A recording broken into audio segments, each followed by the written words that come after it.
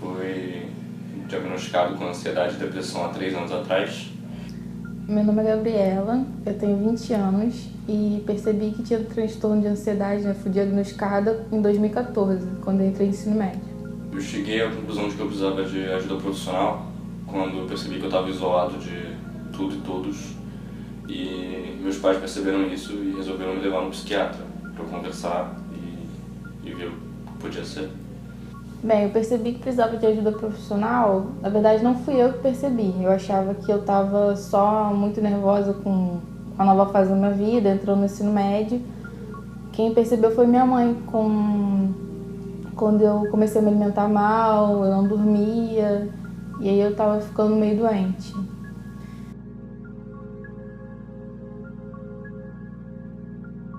Então, hoje que nós conhecemos como depressão, tem invalidado muitos trabalhadores, né? E é uma doença caracterizada hoje até como uma doença moderna.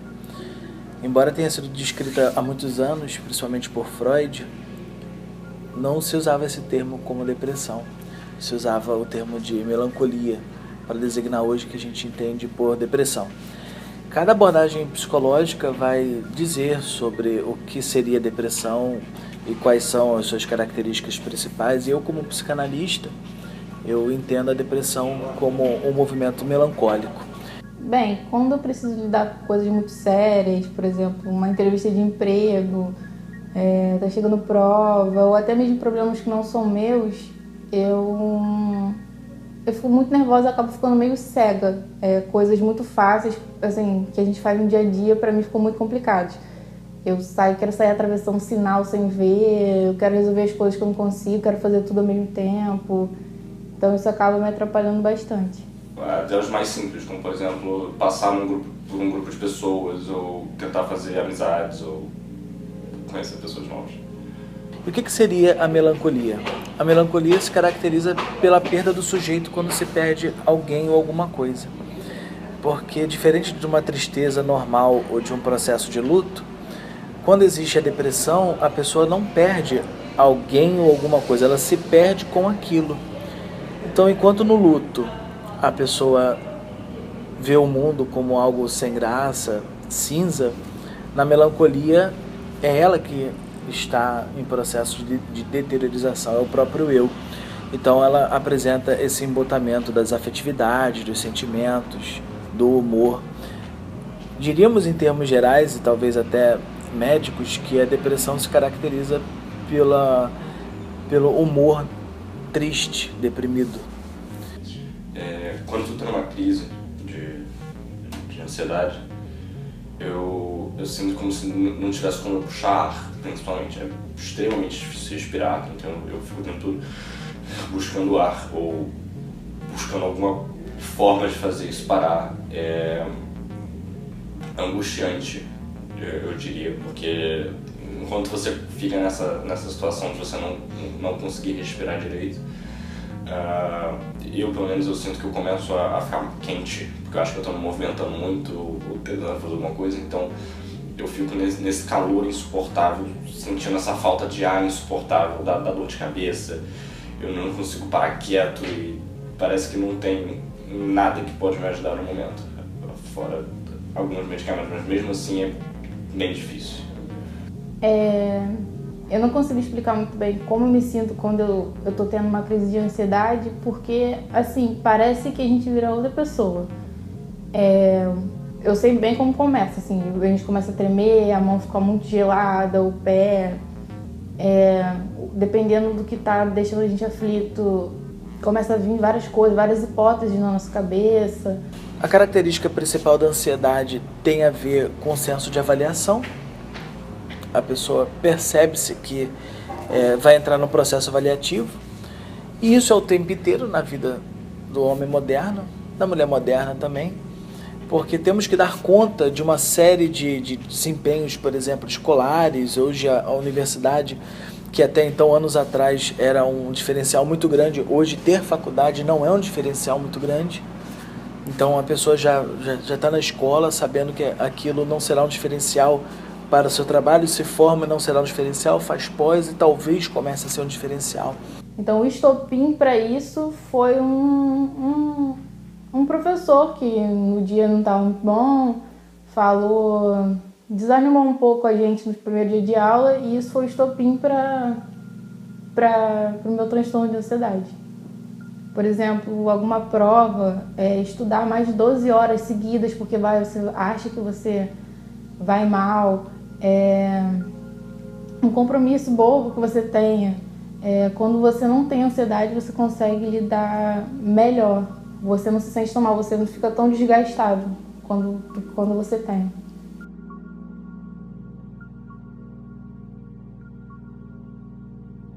Entre os jovens isso é bastante comum, porque existe um contínuo entre depressão e ansiedade, haja visto o que se espera dos jovens ser muito grande, né?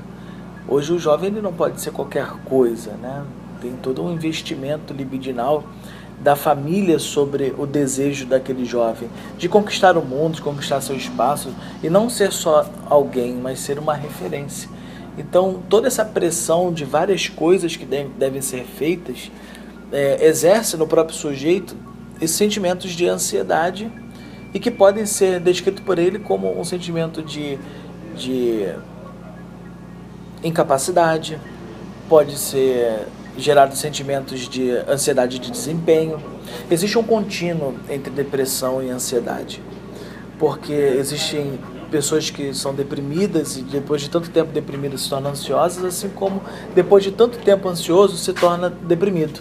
Olha, dificilmente alguma coisa me deixa calma. Tudo me deixa muito nervosa. Eu acho que conversar com as pessoas, tentar esquecer o que está me angustiando, o que está me deixando muito aflita ajuda, mas eu ainda não encontrei nada que me deixe calma.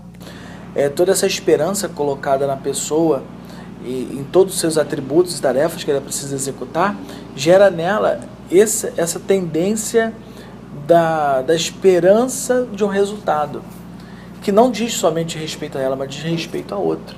Gerando, então, hoje uma sociedade repleta de pessoas portadoras de transtornos mentais, que se não procurar uma ajuda em psicoterapia, desde a projeção de sua profissão até refazer os seus próprios caminhos, estaremos arriscados a conviver numa sociedade dependente da medicação.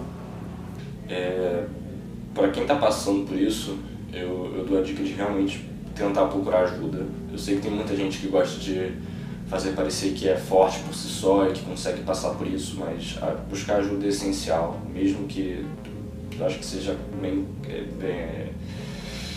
de certa forma, inviável para algumas pessoas, até porque terapia é caro, terapia é muito caro, mas existem diversas faculdades no país que oferecem terapia gratuita, alguns hospitais oferecem terapia gratuita. A depressão hoje, ela tem um tratamento químico e tem um tratamento psicoterápico. Embora hoje o tratamento químico seja um dos mais conhecidos, talvez pela sua ação mais rápida, eu diria não necessariamente atribuída à eficácia, mas a ação mais rápida, tem característica como, por exemplo, a ingestão de substâncias que comprovadamente nos traz prazer, mas não necessariamente nos provoca cura. A única forma de pensarmos sobre a cura da depressão é quando o sujeito muda seu próprio posicionamento no mundo. Que faz eu ficar um pouco melhor, às vezes quando eu tô com uma depressão muito profunda, ou eu tô com, por exemplo, algum pensamento suicida, ou alguma vontade de fazer isso acabar, eu penso muito, principalmente nos meus pais. Eu penso em tudo que eles já sofreram, e eu tento pensar que eu não quero que eles sofram com mais isso também. Bem, hoje eu me enxergo como uma pessoa forte no sentido de ter conseguido passar da minha primeira crise, que foi assim a pior que eu tive, que foi uma coisa que mexeu por eu ter emagrecido muito, tudo mexeu com a minha autoestima, eu entrei em depressão, tive que lidar com isso de que quem toma remédio é maluco, quem vai psiquiatra é doido.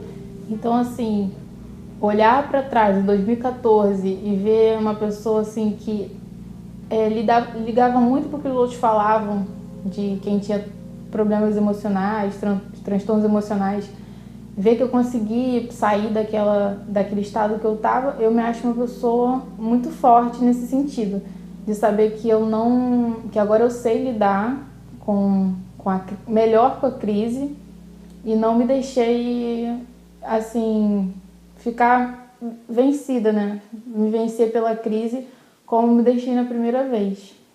Não é à toa que o Brasil hoje se refere, é a referência como um dos maiores consumidores de substâncias benzodiazepínicas, ou seja, o tarja preta. Quem nunca tomou um Rivotril ou nunca pensou no Rivotril, ou conhece alguém com essa substância que é benzodiazepínica, nos tornando assim cada dia mais dependentes por conta do que nós precisamos responder para o outro.